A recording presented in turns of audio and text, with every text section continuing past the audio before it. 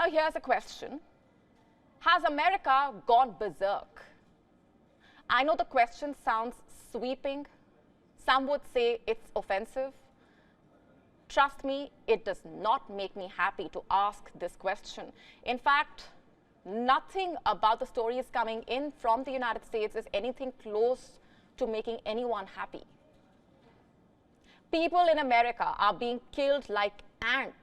They are being killed for no reason. They are being shot at for no fault of theirs. Let me just begin by telling you what happened in North Carolina. A 6-year-old was shot by her neighbor. You know why? Because the child was playing basketball and the ball rolled into the attacker's yard. Imagine that. Your innocent basketball rolls into your neighbor's yard and your neighbor decides to pull out his gun and shoot you. This is wild. In fact, it is the wild, wild west, where life and value for life means nothing, where forget about law and order, even civilized behavior is too much to ask for, where the next bullet can be fired anywhere at anyone. You know what? This is not how a civilized society functions, because in a civilized society, it is normal for basketballs to fly into your neighbor's courtyard, for a frisbee to get caught in your neighbor's tree, for example, for your pet cat to sneak into your neighbor's balcony. It's absolutely normal. Most of us in this part of the world have landed in trouble where our cricket ball has shattered a neighbor's window or broken something in someone's balcony. But trouble means getting a scolding from the neighbor, followed by a round of scolding from the parents as well. But that is where it ends. You get away with apologizing, and if you are lucky, you get away without any scolding at all. But imagine being shot at for this. According to reports, the neighbor ran out of his home upset over the basketball landing into his yard, and he started firing. Bullet fragments landed at the cheeks of the young girl. The 6-year-old's father was hit as well. We are being told that he is seriously injured. If this is bizarre, let me tell you what else has been happening in the United States. A black teenager was shot in the head because he rang the wrong doorbell. Let me just repeat that for you. A 16-year-old was shot in the head because he rang the wrong doorbell by mistake. Let that sink in. This boy is black. He was trying to pick up his siblings, but he ended up at the wrong address. Rang the doorbell, and the white homeowner, an 84-year-old man, saw the teenager. He did not say a word. Instead, he pulled out his gun and opened fire through a locked glass door. What explains this rogue behavior? You know what the white man claims? He thought the boy was trying to break in. Why? Because he's black. The 84-year-old says that he was, quote unquote, scared to death because of the boy's size. What are we to make of that? This incident happened in America, Kansas City, because where else? Anywhere outside America, does ringing the wrong doorbell get considered to be a mistake to this extent?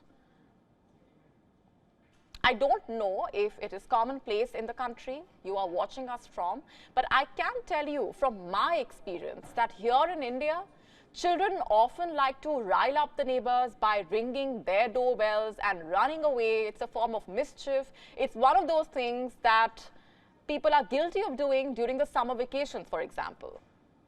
Spending time with their cousins or friends. Even today, it is commonplace for delivery executives to end up ringing the wrong doorbell by mistake. Say they want to deliver a parcel to flat number 1, and they go to flat number 2 by mistake. But we don't come out shooting at them, do we? Because that is not civilized. That is not how civilized people conduct themselves. But just a few days back in the United States, a 20-year-old woman was killed after the car she was riding accidentally pulled into the wrong driveway. This happened in New York. The 20-year-old was not alone. She was traveling with a group with 3 others, to be precise. The group pulled into the wrong driveway of another home, and when they realized that they were not at the correct address, they started pulling out their car from the driveway. But you see, it was too late. The resident of that house saw the car pulling away and started firing. 20-year-old Kellen Gillis was hit in the neck. She wasn't even the one driving. So basically, in America, you pull into a wrong driveway and you get killed. You ring the wrong doorbell and you will receive a bullet in return. Your basketball rolls into your neighbor's yard and you risk losing your father, if not your own life. You know what else puts you at risk of death? Getting into the wrong car. Can you believe that? A lot of us have done that. We book a radio taxi, for example, and when we get to the pickup point, we see multiple taxis standing there. We could end up getting into the wrong one by mistake. And what happens next? Either you realize right away and you get down, or you call up the person who booked the cab, apologize, and ask them to feel free to take your taxi instead. But none of that seems to be an option in the United States. You know what happened in Texas? 2 cheerleaders were shot at and injured. What was their fault, supposed fault? One of them almost, and I repeat, almost got into the wrong parked car. This was outside a supermarket.